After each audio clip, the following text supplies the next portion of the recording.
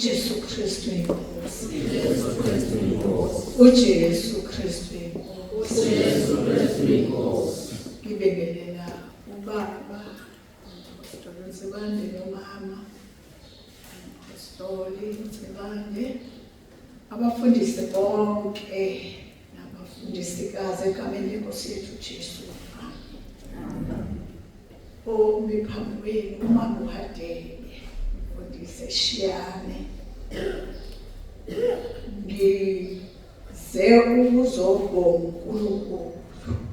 Sithi isikhathi ngekhona ukushumayela nasendaweni ezikude kodwa uNkulunkulu ungenzele isimangaliso. Kuthena ngifike ekhaya lezwi kwanezinto ezintsha ezenzakalayo.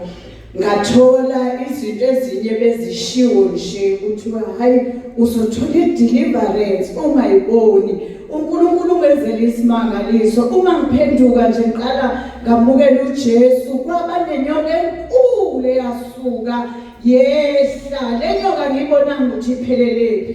Kodwa manje ngengena ekhaya lezwi ngoba sengize ngadlula futhi bazalwane ngaze ngikhohle sengingenile ngacela ukungena entabeni yendlu kaJehova. Ngiyabongelela sengiwakhona. Le nyoka ke ngaleso sikhathi nangilokhu ngingena emkhosini nezifundo engiyifundayo nangenza kuyenzeka kunezinto eziningi ezenzakalayo. Ngibone nangikhuleka ithi ukubuya ibuye engathi yiphepha. Ngithi engabe sifuna ukubuya lapha yini ngisephusheni. Hayi ekugcineni inyuka ime phezu kwami, ime nje inyoka ime kanje. Ngithuke ngithi awu engabe kuzokwenzakalani bengimi isibindi. Ngithi ngeke ngenze lutho. Ngithi ngiyibona ibuye iyongena phansi besiyehla nezinye ilwanyana eziningi nazo zangena phansi. Ngambona uNkulunkulu kanti ngithe ngime endaweni enye engishumayela kuyo. Ubaba kulezo nsuku waye eshumayela ekhuluma ngendaba yokuthi uNkulunkulu wathi akabiza amandla akhe ogcina umoya ingcwele. Mina ke ngathi ngimile lapho kwaqhamuka umoya ngishumayela ngisephusheni bese ngithi Holy Spirit bese kwehlala amadimoni kwehle amakhanjana ngapha nangapha athi maye ayayoshona phansi. Izinto lezi engizitholile nangifike ekhaya lezwi noma sengisentabeni yendlu kaJehova kodwa kukhona indaba ebenzima. Nase ngijika sengithi manje hayi ngisentabeni yendlu kaJehova ngisuka lapha yana ungafunda ngokukhanya ukuthi kanti ukukhanya lokhu akusikho konke ukukhanya esingathi kuphelele. Ngilethelwa amakhandlela, ngilethelwa izinto, nganyuka nalo benginyuka naye nokukhanya. Ngithena ngifike ekhoneni elithile lona waqalisa manje ngalibona leli lokhu ukukhanya sekuba kuncane. Nase kuqalisa kuba kuncane abeseqhamuka lona olwayo olimpela uphethe isitsha sakhe sivasi. Athi isitsha sami lesi isibani leso sacisha lapho. Wathi isitsha sami lesi ngahlukaniselwa yizwi lenkosi ngathi uJesu Kristu inkosi walwa lo muntu nalesi sibani sakhe.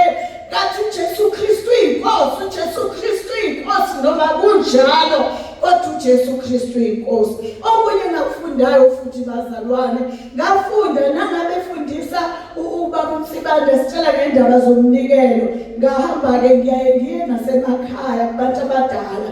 Nangifika omunye ubaba anginayo ngempela imali ekhaya nginalo lutho nje bese esenginikeza imali ethi ukunikeza u100 bese ngimthetha hayi ivangeli lami alibizi imali athukuthela bese ethi ugogo hayi ebengiyakutshela njena hayi khululeka hayi ngempela kube njalo. Uthe enyangeni edlule into bengiyenze kudala lena kwavela ngakhuleka ekuseni wase kuba khona okhulumayo la wathi hawu wena wala ikhwama ikababa buku baba Manjena akasekho ngathi ngabubani ke loyo ungasekho ngahlala ngalinda akuphelani insuku eziningi ngempela lo baba efuna ukuthi ngithathele imali washona yena ngathi kusho ukuthi le mali umoya wesitha wawuhleli ngale ulindele ukuthi mina ngizoshumayela ivangeli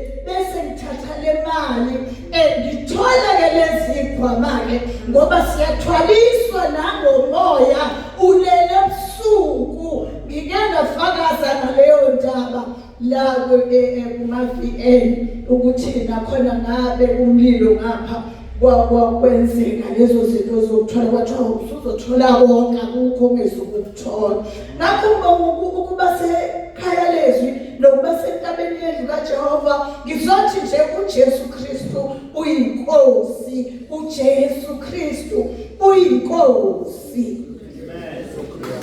Amen.